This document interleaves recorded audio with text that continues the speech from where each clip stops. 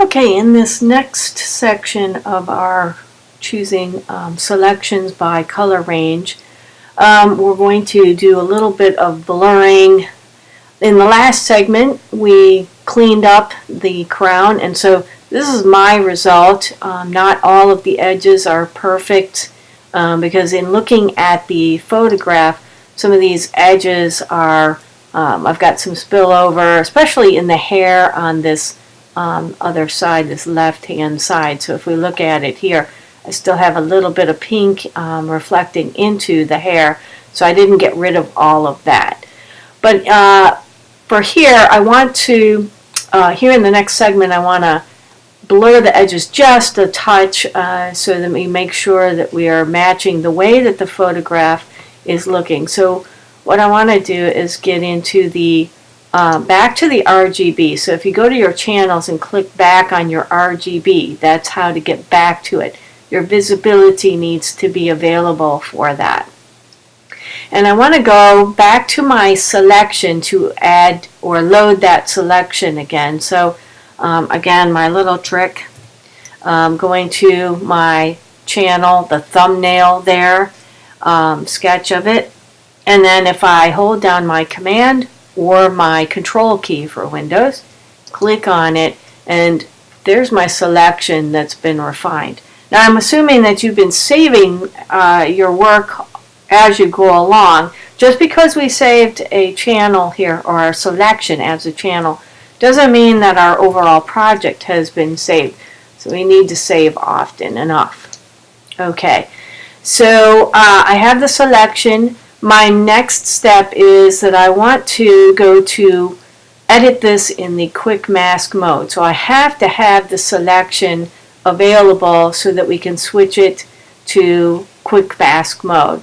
Now I could do this here in the channels, but quick mask mode, if I click on that, now you can see that I have a red area which is the masked out, and then the available area, the flower crown, that's terrific. But one of the things that gets confusing is because this particular picture has a crown that's in kind of a pink or a reddish color, then it's competing with the mask color. So I actually want to go back and double click in your quick mask mode, okay, and that is going to pop up this quick mask options, and I'm going to change the color. You see the color patch here, and you can click on that, and that will get us the color picker. So I'm actually kind of used to this project, and one of the colors that worked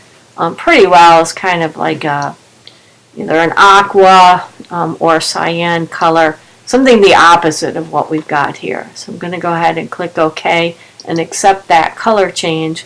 Opacity, we want to see through the mask there. So I'm going to actually lower the opacity of the mask just a little bit, let's say 40%, and go ahead and click OK. In order to get that red back, you're going to have to go back to the quick mask options, and again, that's double clicking on your quick mask mode. So I'm going to accept the changes and turn on the quick mask mode once again, and you can see here now I can really see what's going on with I can see the picture through the mask, and I can also see what's revealed and the edges between. So a few of the areas that I know that I'm going to hit, if you're getting really familiar by now with this little crown of flowers, that this area here, this is supposed to be, if I flip out of the quick mask mode, you can see here that it's very, very soft focus, okay?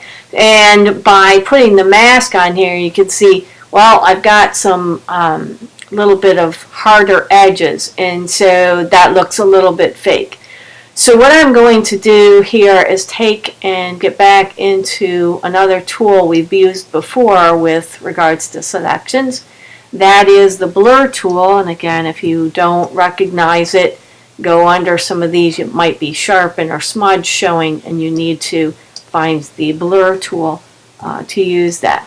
Now I'm going to pull its strength down, and also the brush that I use, size-wise, this is probably pretty good, and then about halfway up on the hardness. I don't want to be too harsh.